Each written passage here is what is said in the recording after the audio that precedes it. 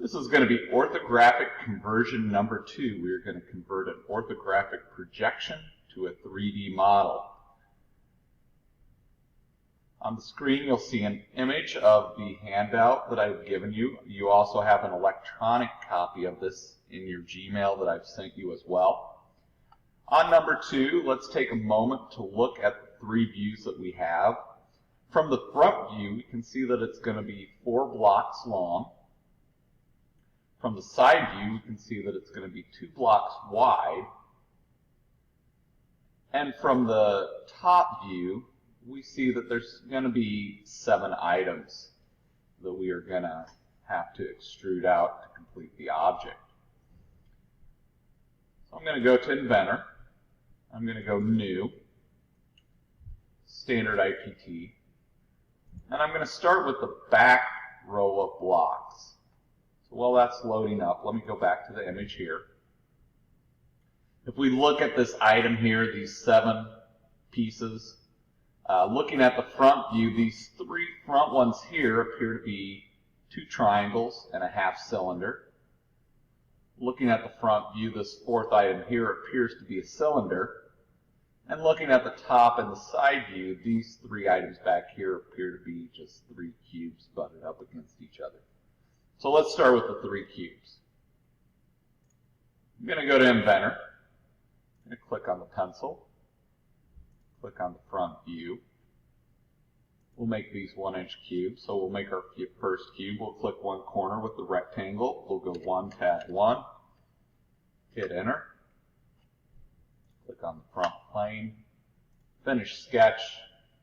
Click on the little house for the isometric view and extrude that to 1 inch.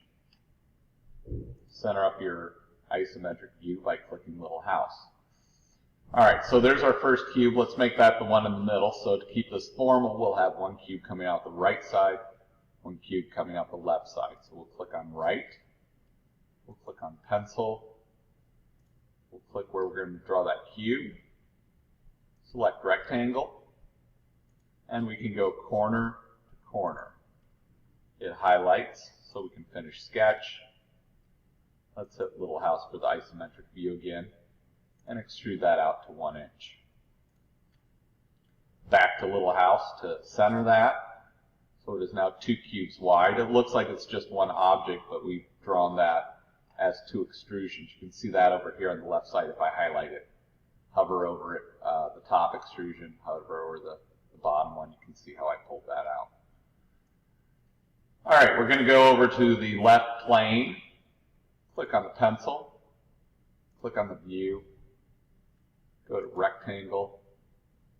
And go corner to corner. Little house so we can see what's going on. Finish sketch. And we'll extrude that one out 1 inch. Again, little house to center that up. Alright. Let's look at our graphic real quick. We have this line of 3 cubes across the back. We have 2 triangles and a half cylinder. Let's do the 2 triangles first, 1 triangle at a time.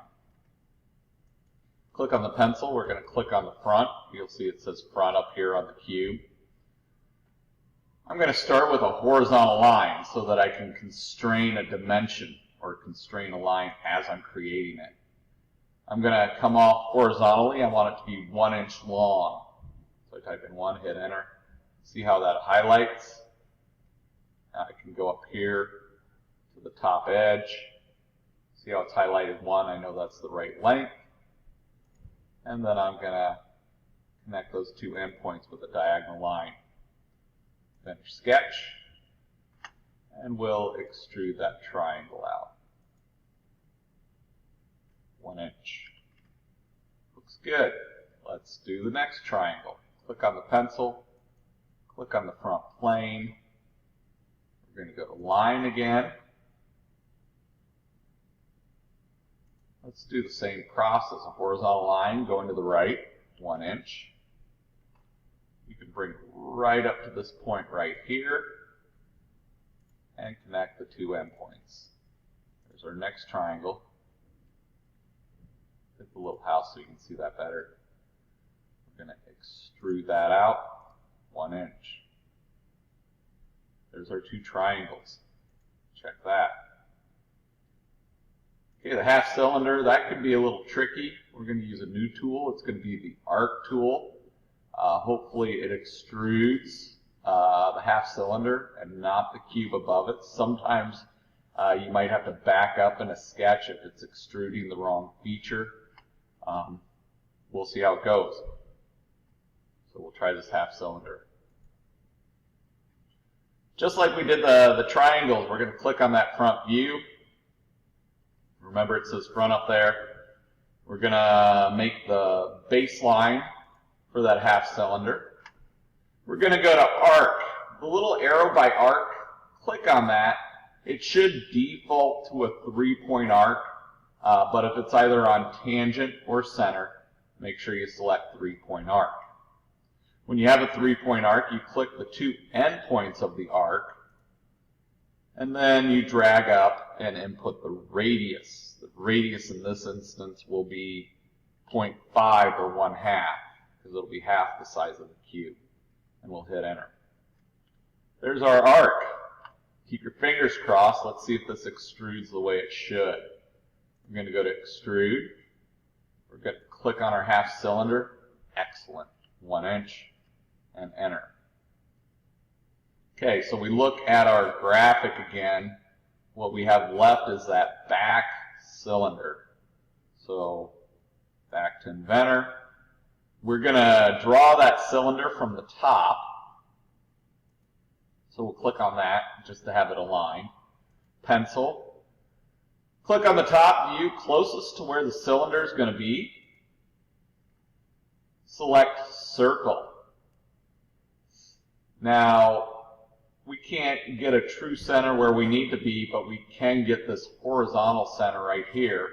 So let's start with that. We're going to click there. I'm going to type a 1-inch diameter, hit enter. Use my mouse wheel to zoom out a little bit, and I'll grab my pan tool over here to center it in for me. We're going to need to constrain that circle with a dimension, so it's right up against our object. So I'm going to go dimension. I'm going to click once on the center point, and I'm going to click once on the edge next to it. And we're going to have to input the radius. We said the diameter is 1, so the radius is going to be 0.5. Moves that right up there. Now we're ready to extrude it to finish this model. A little house on the view cube. Extrude. When I click on that cylinder, it goes in the wrong direction, so we're going to switch that to direction 2. And there it is. Okay, let's add a pretty color. Why not?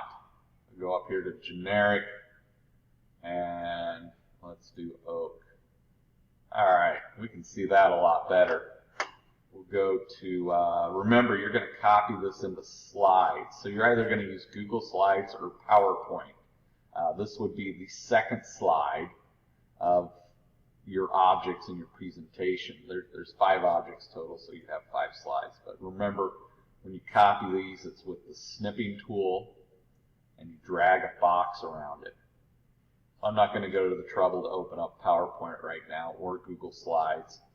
We can talk more about that later.